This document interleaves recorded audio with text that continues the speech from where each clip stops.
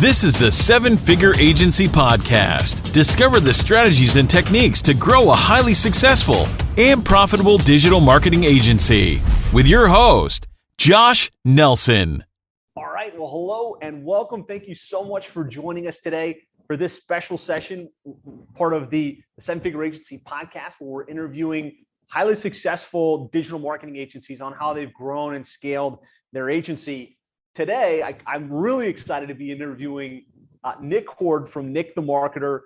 He's got a really successful agency and just recently made the jump to over seven figures. And so I wanted to have him on to kind of pick his brain on what happened to accelerate the growth, how he's landing clients, how he's delivering results. So without further ado, Nick, welcome. So glad to have you here with us. Josh, thanks, man. I'm excited to be here today. Fired up to be on your podcast. And everything that you've done for our agency, I'm just proud to be a part of it, man. Awesome. So before we dive in, tell us a little bit about your agency, kind of where you're based, what types of services you provide. Sure. So Nick the Marketer, based out of Birmingham, Alabama. I was telling you earlier, if I turned around, our office overlooks the city of Birmingham. It's a very kind of, you want to call it mountainous, it's more kind of hilly, like big hills, not what you think of when you think of a mountain. But anyway, we overlook the city. It's great. We've been in business for 3.5 years, and we've been rocking it as a generalist agency. We provide website development and design, and we have a mobile first high converting website approach. That's our goal. And then we drive traffic to those websites through search engine optimization, Google ads, YouTube ads, LinkedIn ads, Facebook ads, Instagram ads. And then for those who need it, we provide social media posting and management as well. So those are kind of our 4 pillars: website, SEO, pay-per-click, social media. Awesome. So kind of a full service agency. They're in Birmingham, Alabama. That's right. Tell us a little bit about, so 3.5 years to 7 figures, super impressive. That's pretty quick growth. Tell us a little bit about kind of how you got into the digital marketing agency space. Okay. Well, my background, believe it or not, I went to the University of Tennessee, and I studied studio music and jazz performance, which is a complete waste of time. To be honest with you, it's really cool and it sounds awesome, but it doesn't pay bills. So very, very quickly got out of the music scene and started looking for a career, and went to work at Costco Wholesale and worked my way into the marketing department there. And then went to work for Coca-Cola and outside marketing for small stores, and then wound up being in radio, getting into radio. I moved from Memphis to Birmingham, transferred with Coca-Cola, and then just got into radio advertising, and I loved it. And I stayed there for quite a long time, just learning how to communicate a message, the right message at the right time to the right people over the radio. And it turns out the messaging doesn't change. The mediums in which you deliver the message change, but the psychology of it is all the same. So from there, what was happening, Josh, is I was great at radio, but I would bring these clients on in the radio world, and they would need a website, or they would need a Google listing set up, or something other than what we provided. And I would outsource it, or say outsource it, that's the wrong term. I would recommend or refer to an agency. And what would happen is they would steal my client. So they would take them, build them a website, and go, "Hey, I'm going to pull you off of that radio station. I'm going to put it on this other radio station." Well, after about the 6th time, I said, "Hey, I better get started learning how to do this Facebook ads and pay-per-click and all this kind of stuff, because I'm losing my butt." So I found a group, and I don't want to get into it because it's not 7-figure agency stuff, but found a mentor that helped me and taught me how to do this stuff. And so I started kind of doing it on the side. Went to work for another agency. It didn't work out. It wasn't a good fit. And I'm like, if I can do it better, I probably should do it myself. And I thought I was going to have this really cool name like Digify or something cool like that. And everybody's like, "Dude, you're Nick the Marketer. Like, call it Nick the Marketer." And that's how Nick the Marketer was born, man. It wasn't even my choice to call it this. Awesome. So it sounds like that radio sales background to kind of figuring out how to sell advertising served you well. Talk to me a little bit about kind of what you learned at that kind of phase in the game. Right. So I learned 3 phases of really the sales process. One is to stir the pot. You have to generate a lead. Mm-hmm. So there's just the pure lead generation, going through the no's, going through the yeses, right? And then there's the sales. Like once you get, yes, I'm interested, then you have to close it, right? And then there's the back end of that. That is the account management side of things, right? So you're taking these three completely separate skill sets and kind of merging them all into one. So I had to get really good at lead generation, creating my own leads, to get really good at closing them. Not to be slick, but everybody thinks of a salesperson. They think of that guy on the car lot that's trying to sell them something that they don't really want. And I kind of got this mentality from a great mentor of mine named Jennifer. And she said, look, you take the right product, you take the right person, you just marry the two. That's it. It's pretty easy. You just got to go through enough people to make sure that they connect. And what I found was my favorite part was the account management side, because it was more residual. And so I took everything that I learned in radio and I applied it to the digital space. And man, it just very, very quickly grew. That's awesome. So, yeah. So full service, talk to us a little bit about what your programs and packages look like and kind of what you're selling in as Nick the marketer today. Okay. Well, one of the things, just to back up from that, where I started and where I am today and how we're selling is very different. We got to about 40,000 a month in revenue and started going, okay, what got us to 40,000 isn't going to get us to where we're going. And I started looking for some different programs that I could plug into. We found Seven Figure Agency, we found you, right? And you started talking about, hey, package these differently. So where we started is we would sell a $3,500 to $5,000 website, a project, and then we would try and sell search engine optimization to get that website found on the internet. We always likened it to, hey, we're going to build you this great Ferrari, but if you leave it in your garage and you don't put gas in it, that really beautiful Ferrari isn't going to get it in front of anybody, right? So we look at SEO or paid ads, if you will, as that fuel to get you out of the garage and get you out in front of everybody, right? So we like to say a beautiful website motivates no one if they don't ever see it. Yeah. So that's where we started doing. I actually started in the Facebook ads game. Like I just wanted to do Facebook ads. Thank God I didn't stay in that game exclusively, only because, they're volatile. They'll shut down your ads or whatever, not really give you a reason why. 2 weeks later, oh, sorry, my bad. And you're back up and running, right? But when we found Seven Figure Agency, there was a concept that was being thrown around that really just, we knew about it, but we hadn't explored, and that's the package pricing. So now today we package it up. We have Activate, Elevate, Dominate. Those are our three packages that we offer. And typically we don't even throw out the Activate package. That's kind of Ryan Davis calls it something like I'll sell this to you if I have to, right? I can't remember what Ryan calls it, but it's either the drop sell. That's it, drop sell. Thank you. Couldn't remember what it was called. So what we did is we package it. Some people just want leads. So we have a pay-per-click package. That's our Activate package. And that just depends. It's either going to be Facebook or Google, but the cost and the ad spend are the same. And it's just designed to generate leads for our clients. That's it. They don't need a website, or they can't afford a website. That's just not where they are yet. So that's our Activate package. Our Elevate package is designed to really build a relationship with our client and for them to build a relationship with the internet. Okay. We include a website. It's included. It's no longer project-based. So we've moved away from that based on some really good recommendations from some mentors that I have. So we moved away from that.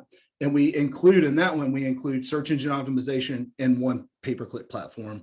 And then that package is, I want to say it's 2,500 plus ad spend, maybe 2,000. I don't sell much anymore, somewhere in that range. Then our Dominate packages are all inclusive. We build a website design, mobile first, ready to convert. We include search engine optimization. We include paid ads. We include social media. There's paid ads across any platforms that are necessary to get them to dominate. Love it. So you've got those three packages. Tell us a little bit about how things changed by going to a package model instead of just selling the a la carte and then hoping that you could upsell them down the path. Oh God, so many things changed with this, Josh. So it really, number one, the mindset. Okay. And what I mean by that is you want to do business with the right clients that you can get the best result for so that you can go home and sleep at night. Now, it's really hard in that early stage of business not to say yes to everything. And when you have an a la carte option, which is great, when you have an a la carte option, it gives you the opportunity to say yes to what could be the wrong client. I don't know if that makes sense or not. Yeah. For sure. So they may have an ugly website and they've heard about this SEO thing. And just the opposite of having a beautiful website that nobody sees, the opposite of that is true too, is if you drive a bunch of traffic and the website doesn't convert, it's just as worthless, right? Yeah. But we would say yes to an SEO client with an ugly website just so that we could, an integrity creep started to happen, right? We wanted to make sure that we were doing our best work for clients that would really get a good value out of that. And so here's the mindset shift. Moving to a package price, we started to open up, hey, we're going to give you a website. That way we can do our best work, and the work that we're doing is going to be a benefit to you because it's going to convert.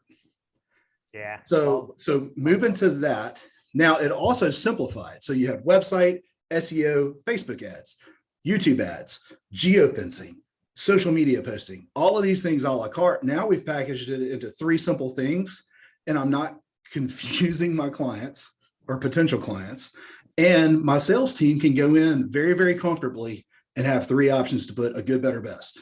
And it just closes the deal. 100%. So it simplifies it for you. It simplifies it for the customer. You mentioned kind of going from 40 to over 80,000 a month now. Do you feel like that was a key distinction in your model that accelerated or kind of enabled you to accelerate? I believe, yes. Short answer, yes. A little bit longer answer, I believe the simplification kind of freed up our team to make better decisions. And what's happened is before we were doing less with more clients. Now the mindset has shifted from now we're doing more with less clients, which is a good thing. Yeah. One of the things that we did is if we can move people into a package price, then we aren't as hungry to go get all these little things. So, I mean, we don't have that many more clients than we did at 40,000 than we do today at like 90 something. Nice. Yeah, that's great. Powerful insights. Alicia says it's something she was trying to figure out, like trying to sell a la carte. It's not the way to go, right? Figure out a couple of packages, 2 or 3 max. Have the big one, the drop sell, like kind of the medium one that you want everyone to buy. And then the drop sell, it's like, oh, I can't afford all of that. Well, we need to at least generate leads. So let's buy the paid, the paid search engine option, which would be pay-per-click or Facebook ads or some other thing you can do to just generate opportunity. That's it. Amazing share. Great breakdown, Nick. I really appreciate you doing it. I think it's really helpful for the listeners and watchers. Yeah, man, absolutely. It's so crucial in my mind to make sure that you know who you are as a company. Part of that is identifying your niche. Part of that also is knowing what you want to do and what you don't want to do. Like, we don't want to build websites as a project, so now we just include it. And that has just been, that's been a world of difference because it doesn't bottleneck us. Yeah, no doubt. It's just kind of built into the model. It's built into what you do, makes things smoother. You mentioned something I think that's important. And this, you think about your business model being, kind of niche focused and package based and not tied to a one service model, whether that's Facebook ads or pay-per-click or just SEO. Any of those individually puts you at a kind of at a disadvantage, because if one of them doesn't work right, you're going to get fired by the client. Talk to me about like why just doing Facebook ads, for instance, would potentially be counterproductive to your growth and retention. Well, there's a couple of reasons for that. One is Facebook itself, right? Josh, you have a killer agency with Plumber SEO. And I don't know if it's ever happened to you, but I know it's happened to just about every agency that's in this area where Facebook says, hey, we're shutting down your ads account, right? And you don't get a reason. You reach out, there's nobody to talk to. I like to say that we're building our house on someone else's property. Yeah. I don't know if that makes sense, but Google and Facebook and all these different platforms, you don't own them. You don't have control over them. And if they decide they don't want to do business with you anymore, you're stuck. You don't have a choice. There was a time, I guess it was probably a year, maybe a year and a half ago, where everybody's accounts went down. Like, you didn't get a vote. They crashed. Imagine for a second if Facebook was the only thing you did. You just went out of business for at least a week. How many cancellations do you get? So that's part of it. Really is just you're building your house on someone else's property. So if you have to build on someone else's property anyway, you might as well build on everybody's property. That way, if one goes down, you have three others to support it. So really, we wanted diversification in our product line. One, that omnipresence that Jim Allen always talks about. Jim Aline, sorry. He always talks about that omnipresence, which I really latch onto. If I can show up on Facebook, then I can show up on Google. If I can show up on Google, then I can show up on YouTube. If I can show up on YouTube, I can show up on your mobile phone, right? Just getting everywhere. Not only does it work, it saturates the mind share. And that's what we're looking for is mind share. 100%. Yeah. So so the key point for a lot of you guys listening, watching, thinking about your programs and your packaging is you don't want to be tied to just one thing. If you can blend your offering where you're doing the website, the SEO, and the pay-per-click and content or whatever else you can do, it does a couple of things. It actually means that you can get more strategic with the client to generate a tangible result, but it also means you can blend that result. Sometimes your SEO strategy hits, they get ranked and their phone starts ringing and life is great. Sometimes it takes a little bit longer for that to build up. And so this blended approach, sometimes it's the Facebook ads that carry the day. Sometimes it's the Google ads that carry the day. Maybe sometimes it's something else like local service ads. But when you blend it and you're bringing a comprehensive approach, you're going to get better results for the client. You're going to have less one service fault that can bring you down, and ultimately better retention across the client base for your retainer-based services. Right, Nick? Absolutely. Great example of that. And it could even be, in the same niche, it could even be the same company. Right. So we have a kids urgent care, and that urgent care is easy to rank here in Birmingham, but we have to supplement that in Florida. In Orlando is a lot more competitive than Birmingham. So we have to supplement our SEO with pay-per-click. Otherwise, they're going to fire us because they're not going to get the same leads, or it's going to take longer to get those leads. The fact is not all things are equal. They're not. And the cost of acquisition in Birmingham is just radically different than in Texas like Houston, Texas, or like I said, Orlando or Miami. I bet that's a saturated HVAC market. So for you to rank across 500 other businesses, it's a lot more of a challenge than if you are just sampling 25 or 30. Yeah, 100%. Great insights. Give us a 1 in the comments here if there's at least 1 or 2 takeaways that you've gotten from what we've covered so far. Great stuff, Nick. So looking back, kind of going from that 40,000 level to 90, like you said just now, what were, like, if you had to point to like 2 or 3 key pivots that you made, what would those 2 or 3 pivots be? Okay. So one is our sales process changed a little bit.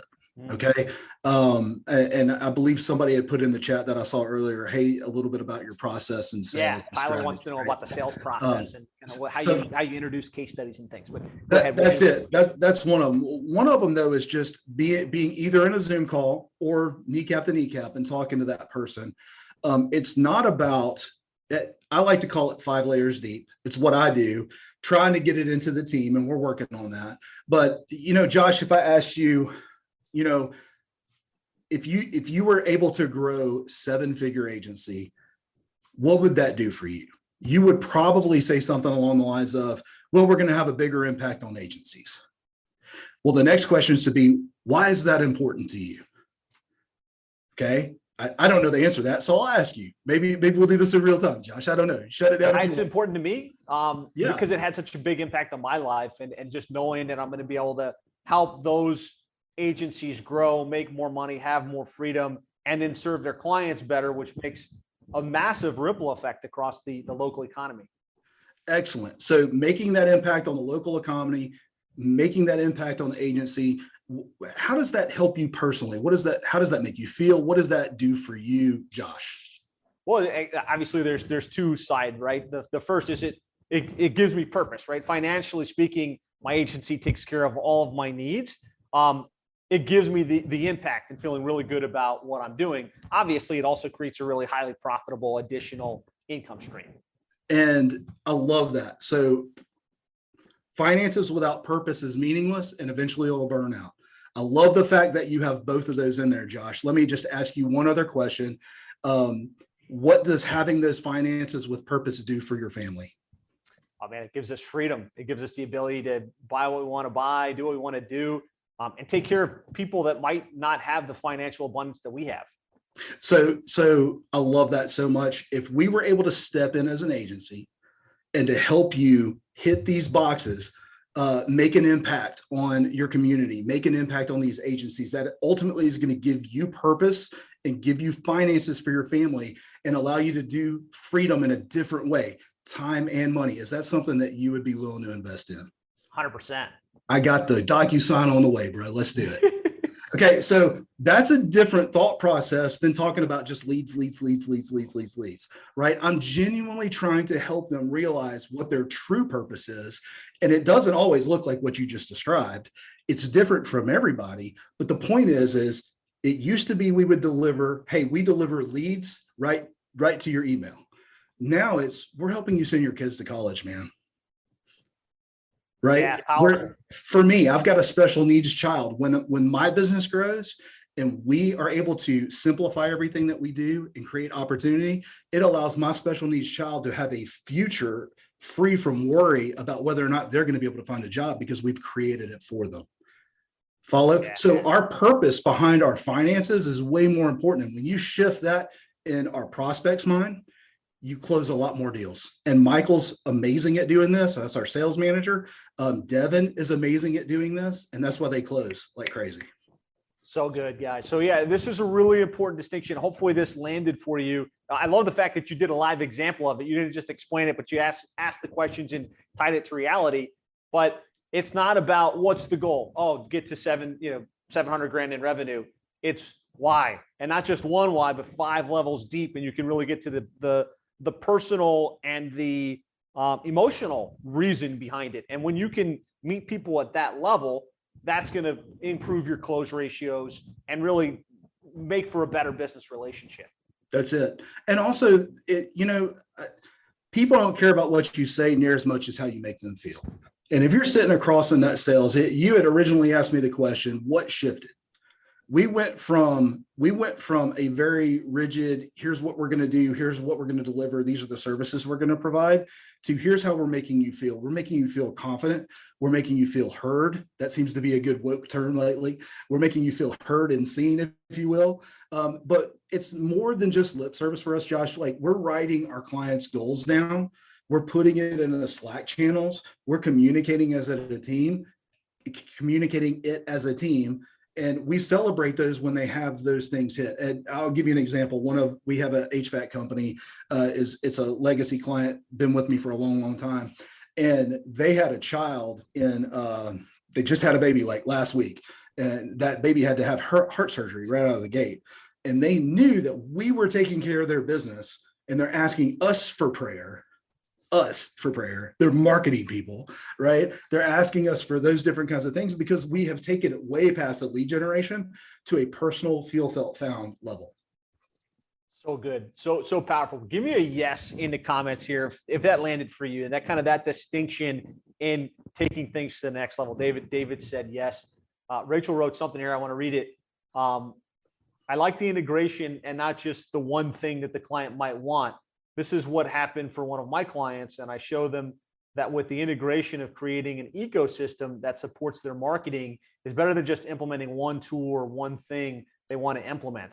Like how we talked about integrity. Love it. Great presentation. Thanks. Good stuff. All right. So that was one pivot that you made, was the sales process. Right. Let's keep going. Let's go to the next one.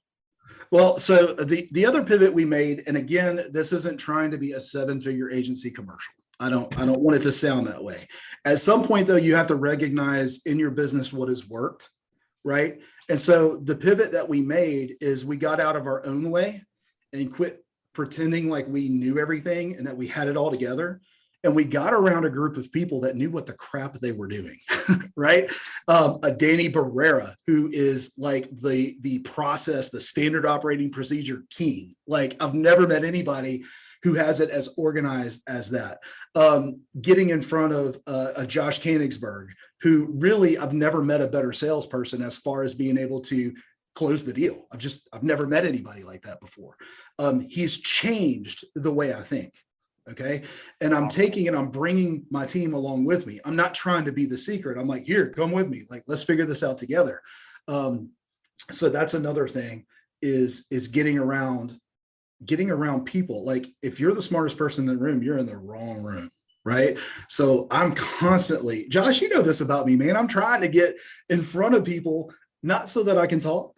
I just want to get in there and listen. Right. I want to know what they know. So changing your sphere, that's important. Getting around other highly successful people, and that's part of what seven-figure agency brings, right? You've got access, no doubt. You've got access to our swipes and deploys. You've got access to Danny and Josh and all of the other mentors that can kind of fill in gaps and kind of elevate your thinking around what's possible and where you could go in your agency. Hey, I think this is an important distinction too, Josh. There are people that are in the seven-figure agency kind of roundtable, if you will. And I'm not going to say their name because I don't want to embarrass anybody or make it sound the wrong way. But they may not be billing on a monthly recurring revenue as we are as a company, but they are so much smarter in areas of their business where I shut down an ego thing that I may have, and I listen to the people who know what they're doing. I don't care what their bank looks like. They've got it figured out, and I need to know what they're doing. It's not about the money, man. It's not. The money's great. The plaque is awesome, right? But at the end of the day, it's the sphere of influence and the people that you get to interact with. I could name names all day long in the group, and it's not just the group. Like I said, I didn't want it to sound like a seven-figure agency commercial. I've got other people in my life. I've got John Maxwell team members. I've got a coach named Richard who pours on to me at that level. He's much further in age, but also much further in knowledge. And he'll sit down with me over coffee and he'll call my bull squeeze, if you will, right? He will. He'll call me out. He'll be like, Nick, here's what you're saying. Here's what your actions are. They don't line up. What are you going to do about it? Right. Yeah. And the last thing, because we were talking about it, what are the pivots? So wait. So like, just to let that one settle in. Sure. Get around other successful people that have accomplished what you're looking to accomplish, that have solved problems that you're looking to solve, that can help you elevate your thinking, whether that's seven-figure agency or something else. If you're serious about going from where you're at to the next level, the fastest path I have coaches and mentors I'm with. Nick's got coaches and mentors he's surrounded himself with. The fastest way to do that is to get in those types of relationships and get the support that you need to really move things forward fast. That's it. And then, of course, that last pivot was overcoming fear. And that looks like that's different for every person. I just want to be clear. Identifying what your fear is, identifying what your fear is and overcoming it. One of the fears that I have is making sure that I can afford to bring people on, because I believe it's more than just the person. It's like their spouse, it's their child, it's their livelihood. And we're about the team. That's who we are. And not everybody has to be about that. A lot of people use VAs. I know Azar has a killer company that helps people with overseas VAs, right? Virtual assistants, right? And that is awesome. And if we ever get to a place where we need a VA, that's where I'm going, calling my buddy Azar, right? But we have a commitment of building a team, right? Now that doesn't have to be in person. We have a hybrid work environment, but if we're going to build the team and be intentional about that, we have to get intentional about our hiring process. We have to get intentional about who we want to bring on, skill sets, and overcoming that fear and saying, hey, we're going to hire. We're going to not make money here so that we can make money down the road, so that we can surround ourselves with people who we want to live our life with. It's not just the clients that you got to be around. Who are you going to be around every day? And if you like looking at a Zoom screen and you like being at a desk and you like being at home, God bless you. I'm not that person. And there's nothing wrong with that. God bless you. I mean that sincerely. But I want to laugh. I want to knuckle bump. I want to high five. I want to throw stuff at people. Like, I just want to have a good time, right? And we spend a lot of time building culture, and overcoming the fear of the money to invest in people is a challenge. And that's one thing that I hear in groups all the time that we're in, Josh. Questions that come up is, hey, when did you hire your first person? Right? As soon as you're able to overcome that fear because that's what it is. It's fear of making that investment in a person. That's when you do it. You identify the thing that you need to get off your plate to move to the next level. You overcome the fear of hiring them, and then you stinking hire them. Powerful, powerful. So kind of getting over that fear and moving forward with hiring. I love the insights there around, it's very glamorized, this idea of having a virtual company with talent across the world. And for some people, that's exactly what they need, exactly what they want. For Nick, for you, you like that personal experience. And I had 30 employees in our office down here in South Florida until recently. And I'm all about that, having that, face-to-face real relationships with the team. Can you talk about some of the benefits of having everyone there in Birmingham versus just a distributed workforce? Well, first of all, let me acknowledge that the world has changed. Okay. COVID has had a profound impact on how companies do business. I'm not a soothsayer and I don't know the future, but my expectation is work is not going to go back to the way it was before. I don't expect it will. So we have a completely hybrid work environment. If I were to walk, it's Friday and I know my team is crushing it, but I also know there's one person here at the office. We have what's called mandatory Mondays where we can build our eyeball to eyeball culture. And we have one team member who's in Memphis, which is nowhere near here. It's 4 or 5 hours away. And she Zooms in, right? But she's in that meeting. It's mandatory. The benefits of being in person are exactly that. On Zoom, you know what's funny, Josh, something happened when the world shut down and everybody went home. Okay. What happened is productivity skyrocketed. Yeah. I don't know if you're aware, that happened for your company. It did. And it did for us too. Productivity skyrocketed because there was no distractions. You could focus on your work. All these things, you could do your thing without somebody asking you a question every 30 seconds. Just productivity went through the roof, but morale tanked. It tanked. Yeah. And the reason why is because you couldn't tell an inside joke, right? You couldn't go over there and say, hey, I got to tell you something real quick. You couldn't go over there and interrupt something that was going on to tell them how much you care about them. Hey, I heard about what's going on. I heard about your mom who got COVID and she's in the hospital. Just want you to know I love you, care about you. And you can't do that if you're not around people. And it doesn't come across well. I don't know about you guys, but if something personal is going on in your life and somebody texts you, hey, praying for you, what can I do for you? You don't have an answer for that. There's no body language attached to that. That's the same thing in a company. You can't build a relationship at the same level, in my opinion, as you can if you're eyeball to eyeball. That doesn't mean you have to be in everybody's business every single day, but that hybrid work environment has been spectacular for us. And people love it. They love the fact that they can come here if they want to.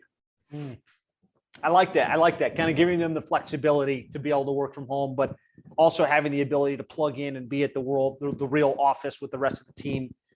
And then making that Monday we're going to see each other. We're going to work as a unit here at the office. And that was something I was, the first 7 years of our business, it was like we were together every day, making things happen. And that teamwork develops in a way it can't on a virtual team.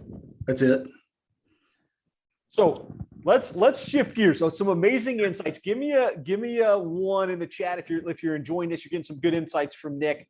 We're going to shift gears now to landing clients, because this is something most of us is a major focus. Just put landing clients in the chat if you want to hear some of Nick's tips and strategies on how he was able to land enough clients to go to 7 figures. All right. So let's talk about that a little bit. Tell us a little bit about where you're getting these opportunities and how you're landing clients in the agency today. Okay. One, I hired salespeople that rock. All right. Just be clear about that. We pay them well. They have great commissions. So that's not going to be the normal way that people are going to grow their client list. If you're just starting out, right? You have to create your own network. So there's several things that I did. Of course, not everything is going to line up perfectly with the way 7-figure agency teaches it, but we're doing that too. I just be clear. We're doing that too. And that is working for us. One of the things that we discovered is automation on LinkedIn. We love it. Okay. So we use WeConnect. Michael and Devin use that WeConnect. And then we have a system in place to attract urgent cares. That's what we're trying to do. We're an urgent care marketing company. And that's all of our marketing efforts are to urgent care marketing. So the way We Connect works is if you have 1, LinkedIn, 2, Sales Navigator, 3, We Connect. Those are 3 things that you need, and a plan. So what happens is we've identified who exactly we're trying to attract. And so what happens is this We Connect chatbot type thing, what it does is it goes and it views the page of the person that we're trying to connect with. So we put in their urgent care marketing specialist, a doctor, maybe they're the front desk person who handles the marketing, whatever. So what happens is the tool goes and it views their page. All right. Now, what happens is if they view you back, they saw that you viewed them, and then they view you back. You know what I'm talking about? You got a notification that somebody viewed your page. If they view us back, then we send them a connection notification. If they connect with us, we get that notification they connected with us. Now, at this point, you can either automate a bunch of stuff or you can get personal. That's where we get personal because we have a team for it. But you can also automate responses as well. Everybody's had it happen. Everybody knows that, right? Where they've been hit up by, hey, claim your free download or whatever. Just tell you, don't do that, okay? Be a human to people. So then we get involved and say, hey, thanks for connecting with us. Looking forward to getting to know you a little better. If you need anything from us, let us know, that kind of thing. Michael's much better at this than I am. But that's where those conversations start. We send them a Loom video. If they connect, if they respond to us like, hey, great to know you. Glad we were able to connect, right? We're looking for that response back from them in the chat. Hey, I just want you, I made this quick Loom video, thought it'd be interesting to you. And it's kind of the Hillsburg method. It's kind of like a Hillsburg light, right? Where we say, hey, here's your listing on the internet. Here's your website. Here's your competitors. I don't want to go into detail if you're not interested, but I made this great video walking you through exactly what your business looks online, what you guys are doing awesome, and how we can fill in the gaps. If you're interested at all, I'll send you the full video. If not, no worries. Love it. That's the responses. So that's that piece. We do a lot of connecting. So quick pause there. Yeah. Powerful insights here, guys. What makes this work is he's not connection requesting and blasting a bunch of people, right? The process is very red light, green light, right? Until they view him back or his sales guy back, there's not a connection request sent, right? Once they do, then they get the connection request. They're more likely to accept it. And then the next thing isn't the video. It's a, hey, glad to connect, and wait for a little bit of a conversation to ensue. And then a video, well, value-added video in advance without going crazy with it, but just a quick teaser style video. Awesome. I love it. Great insights here. And the 3 tools for those of you that are asking again were LinkedIn. That's a free profile. Sales Navigator, which gives you the ability to run searches and be a little bit more granular with access to data. And then 3 is We Connect, which is a tool that allows some of those automatic steps. Yeah, and also just to add one thing to that, on your LinkedIn profile, I learned how to set that up properly from you and your teaching on that. Be very crystal clear on who you are, what you do, and what you're about in that profile, so that if they do view you back, they immediately know, hey, Nick's in urgent care marketing and owns a company called Urgent Care Marketing Pros, and Nick the marketer, wow, he owns 2 agencies. That's pretty cool. Or, oh, I'm hiding from him. That could go either way. I'm fine with either. You're right. Right? I'm serious. Either it's going to attract or it's going to repel. And if it repels, that's fine. Like, we won't go down that path. That's it. Well, so if it repels, we'll find out their address and we'll go park across the street from it and shine our lights. Don't do that either. I'm just kidding. Awesome. All right. I had something else. Can't remember what it was now. Oh man, people are gonna be screaming at me. So you were talking about, so that's the first piece, is you're doing that to get opportunities and a very intentional approach via LinkedIn and We Connect. Existing clients. Okay, great. Thank you for that. So existing clients. So that is another avenue that we use. Our goal is in our core values, exceptional client experience. And for us, if we're adding 20 to 30 clients a month, we're just unable to provide exceptional client experience. So our goal is to add somewhere between 3 and 5 a month with our current team, with our current approach. And we've been doing that and we've grown. It's been perfect for us. You don't have to add 100 clients at once. But if we're providing exceptional client service through everything that we've learned, packages, making sure we're delivering on our promises on what we're going to provide. We have those monthly meetings with them, or at least a Loom video, right? By around 90 days, they should either be in love with us or hate us. Like, it's going to be one or the other. not really hate. That's the wrong term. They're either going to love us or they're going to be indifferent. That's probably the best way to say it. Okay. Indifference is very, very bad. Actually, I'd rather you hate us. That way, at least I can fix that. Yeah. Anyway, most of them don't. We have like a 99% retention rate. So our clients, we have great relationships with them.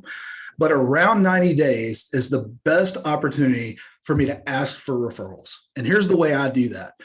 Here's the way Michael does that. Here's the way Devin does that. So hey, pause, give me a yes in the chat if you want to hear how he asks for the referral at that 90-day point to get more business. Yeah, we got lots of yeses. Go ahead. So great. One, we didn't ask for referrals up to this point. Let me just be clear about that. We want this at the right time. Okay. So 90 days is about the right time. They know what we do. They've received a welcome box. They've received leads at this point, or we fired them because we couldn't generate leads. But they've gotten leads at this point, and we've communicated at least 3 times during the process of them actually being a client. So on that 90 days, what we want to do is say, hey, look, this is what's happened to your account. This is where we are. Here's where we're going with your account. So let's talk about them first. Then I want to say, have you been happy with our service? And what I'm looking for is a profound yes. Yes, we are very thrilled with what you guys have done for us.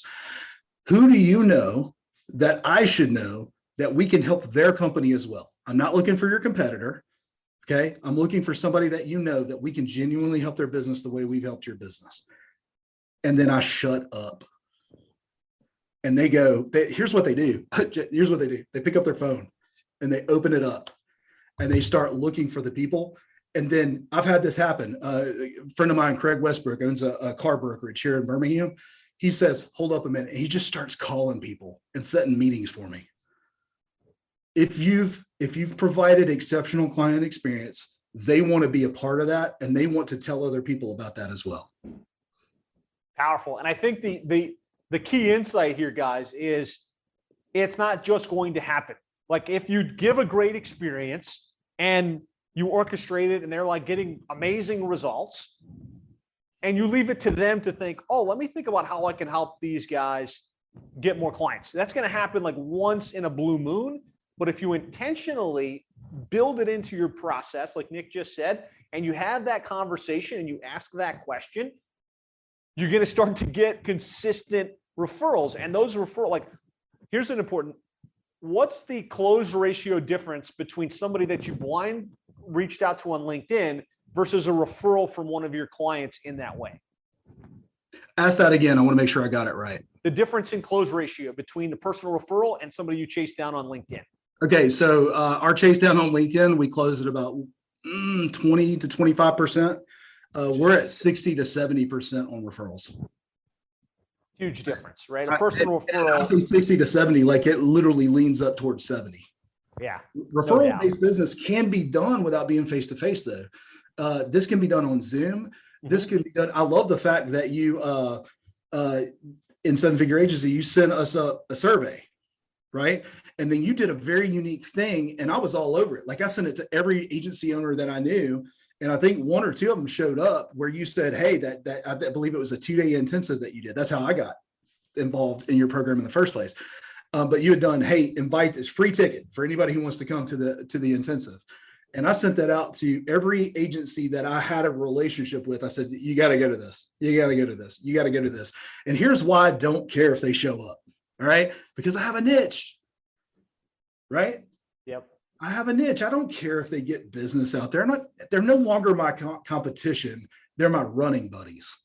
Yeah.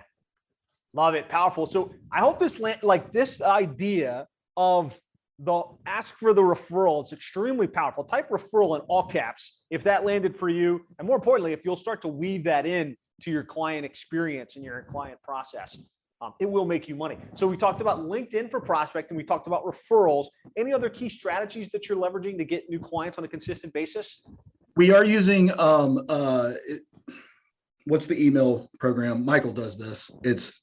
What's the email program? Get emails? No. It's the one where we send out cold emails. Mailshake, Lemlist, Woodpecker. That's the one. Yeah, I almost said Survey Monkey, but that wasn't right. Wait, that's a survey. So we do our cold outreach that way. We we still cold call on businesses using the Hillsburg method, where we're doing Loom videos. We have a dream. We have about 1,000 people on a list that we're regularly targeting in the urgent care space, where we're sending emails to. But we also have a Dream 100 list. I did one thing. Now, this is from a radio day, but it still works if you're trying to get in. And it turned out to be one of my biggest clients that I ever had when I was in radio. And I need to do this again now that I think about it. So I found out that there was a mortgage company here that I wanted to get on air because they spend a ton of money on radio. And I couldn't get them on air. I couldn't get in front of the right person. And I found out that guy was an Auburn University fan. And I got the nicest pair of flip-flops that I could find that were Auburn. They were leather. They were really nice. They were like Chacos or something like that. Like, they were really, really nice. They cost me a fortune. But I sent him one. In a box, mailed to him physically. And I said, I'm just trying to get my foot in the door. I'll give you the other one if you'll take a meeting with me. And he called me up. We got a meeting. He wound up spending $15,000 a month with me in radio for like 5 years straight. Love that. Love it. Love it. Love it. So good. So like, be creative. Like, there's broad prospecting, and then there's Dream 100 prospecting, where you hand select. Maybe it's not even 100. You hand select 20 prospects that you know, if you could get their attention, they would probably be a great fit. You could have a big impact. They would spend a lot of money, and go deep. Drop stuff in the mail to them. Be creative. I love that idea. Getting something very specific to the prospect and mailing one half of it, and like telling them, look, I'll get you the other one. I just want a couple minutes of your time to talk about what we do. Super cool. We also practice what we preach to our clients, by the way. We work hard on our website. We make sure that it's SEO optimized. We go through seasons where we run ads. When they don't work, we correct them, and then we start again. We're in that season where we're in a correction phase. We'll crank back up in October. We're rolling out our podcast for our urgent care. We're excited about it. It's going to be called Walk-ins Welcome.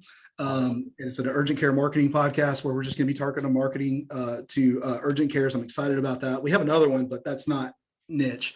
So we're practicing what we preach. I mean, we love SEO, we love pay-per-click, we love websites. So we build it for ourselves as well. We don't fall into this area where I wish Tony Ricketts was on here. You know what I was talking about, where you have this great lawn care company, but your yard looks like crap. Right. Like, you can't do that. Gotta eat your own dog food. Seriously. Yeah. Your social media has to be on point.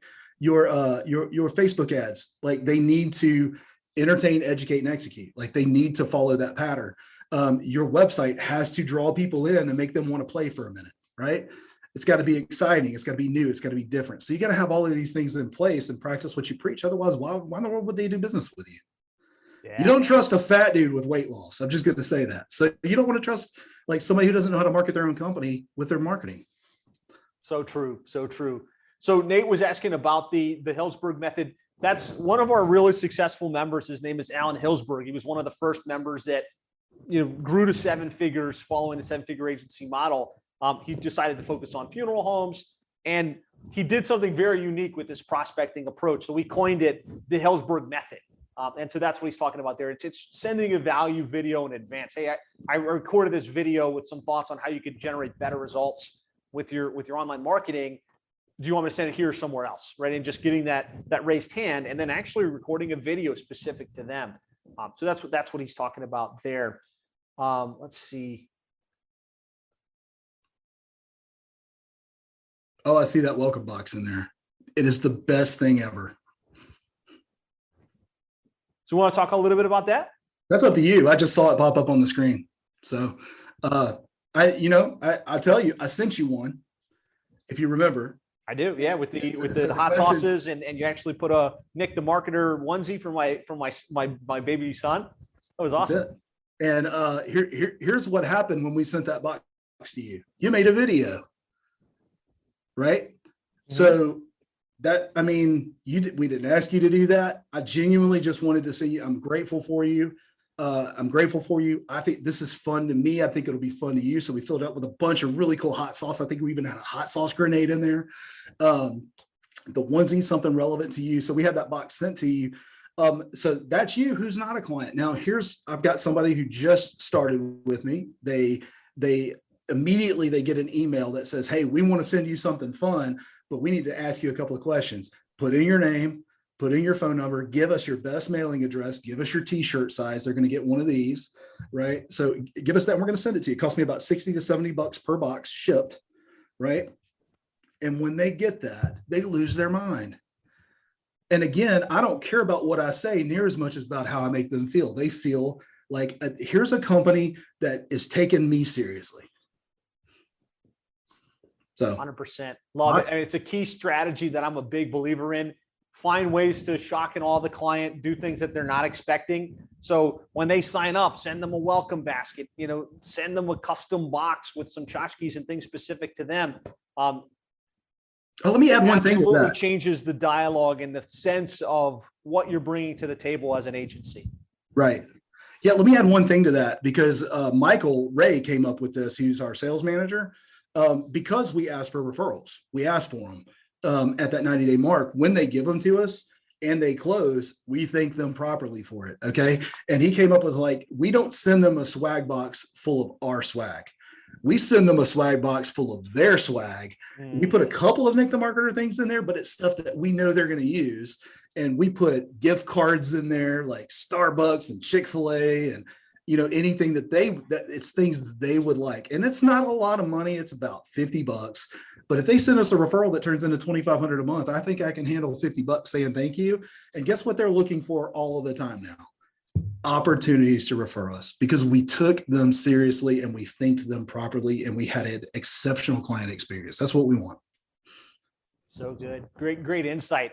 So we talked about how you're landing clients. One of the key things you mentioned early on is you've got this sales team. Well, talk to us a little bit about how you find salespeople, how you kind of put them to work and make them productive for your agency. Oh, that is a great question. And I wish I had all the answers for this. I'm going to do my best here. This will be one of those times where I wish Michael was here with me. So one, I brought on a great sales manager, right? So Michael Ray, he started as a sales rep and I poured everything in here into him that I could. The good news is he already had most of it down anyway, right? But I started working and chipping away at thought process, changing mindsets. And so when you were talking about training, one of the things that I did is I sat down and I said, let's do what we call inside out selling. And I wanted to teach them that thought process. We're going to start on the inside and we're going to work our way out. All right. Who is it we're trying to attract? And again, at the time we were a generalist agency, right? So we would take anybody who could fog the mirror and add money. So we would say, okay, let's look. We were just trying to serve the Birmingham area at the time, much like every business that ever starts, they start local. And we would search, let's just say that we were starting with plumbing companies, right? And we would search for plumbing companies and we would look for who was showing up on the MAP 3-pack. And then we would expand that MAP 3-pack down to the ones who aren't showing up on the 3-pack, because those are the ones that we can help, right? So we're looking for those people that are in the expanded 3-pack, and then we would open them up and we would be looking for mediocre work, right? And that could mean we're not looking for terrible work. That means they just don't care at all, right? We want people who care but are missing the mark because maybe they don't understand it a little bit. So we would open up, here's what they look like on the internet.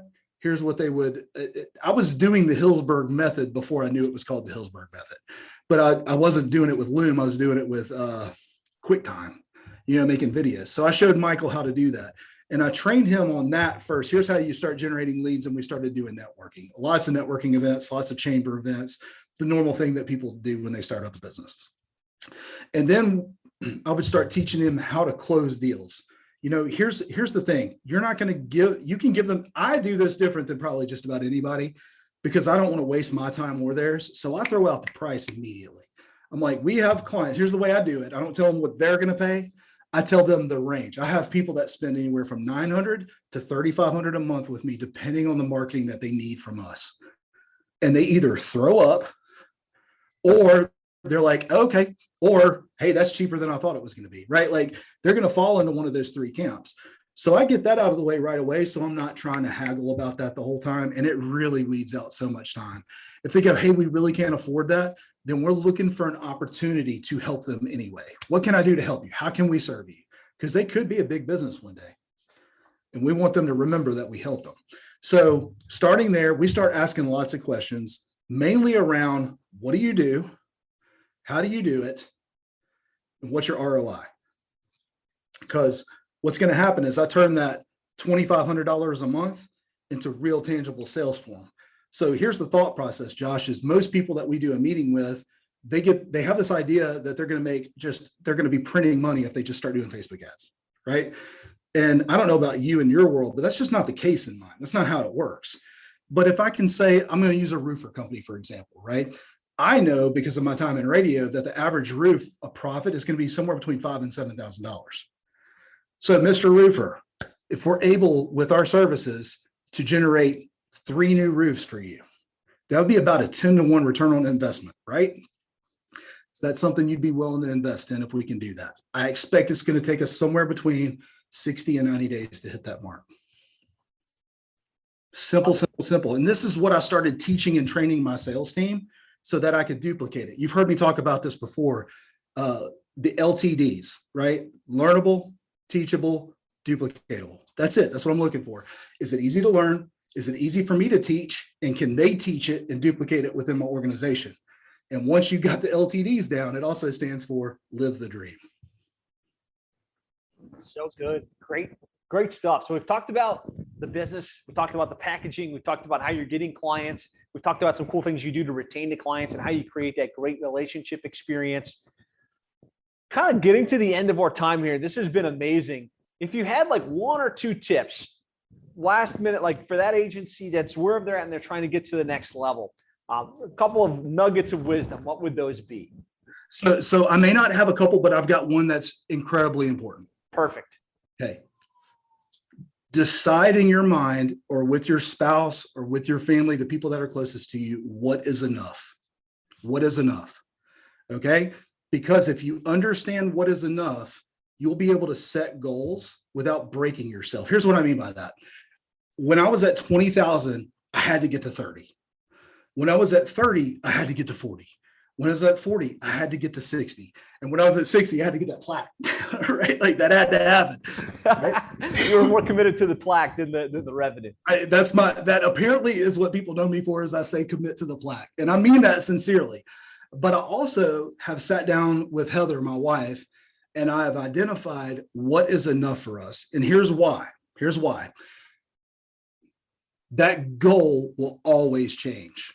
And you'll never be fulfilled and you'll never be satisfied. But if you know what enough is for your family, you can continue to move that goal and you can now have a purpose to use the overflow and the addition and the extra to serve your community, to serve your family, to serve your company, to give raises, to do fun things because you know what is enough for you. That's the biggest nugget I can give you. I love that, man. Just really get clear in your own mind. What is enough? Raul says, Nick, amazing stuff. Have to run. Jennifer says, I want to be Nick Hoard when I grow up. This was great. Colin says, that's amazing, Nick. Thank you. Nick, congratulations on your growth and success. Thank you so much for your willingness to come on and share and have a spirit of generosity. Lots of great insights on today's session. Can't thank you enough for taking the time, and so honored to be part of your continued growth and success. Man, I'm so grateful for the 7-figure agency, for what you've put together, for the people that you've surrounded yourself with. And thank you for having me on this podcast. I listen to it, I consume it. So to be on it's next level, man. That's awesome. Well, great stuff, man. You brought the goods. This was awesome. And for those of you that are on, thank you for being here. Thanks for your time. Thanks for the great engagement. We can keep the conversation going in the Facebook group. If you have questions, tag Nick in. He's on Facebook. If somebody wanted to send you a thank you or appreciation message, what would be the best way to do that, Nick? I take free $100 bills and checks. No, I'm just kidding. Hey, you know what? Hit me up on Facebook. It's either at Nick the Marketer on Facebook or just tag Nick. Nick Hoard. Reach out to me personally. I love connecting with people. I love private messages. I'm good with all that kind of stuff. I just want to help people, serve people. And then, of course, have a good time while I'm doing it. So I will crack jokes. Sounds like a plan. Very generous offer. Thanks again for your time. Have an amazing afternoon, and we'll talk to everybody later. Awesome. Thank you.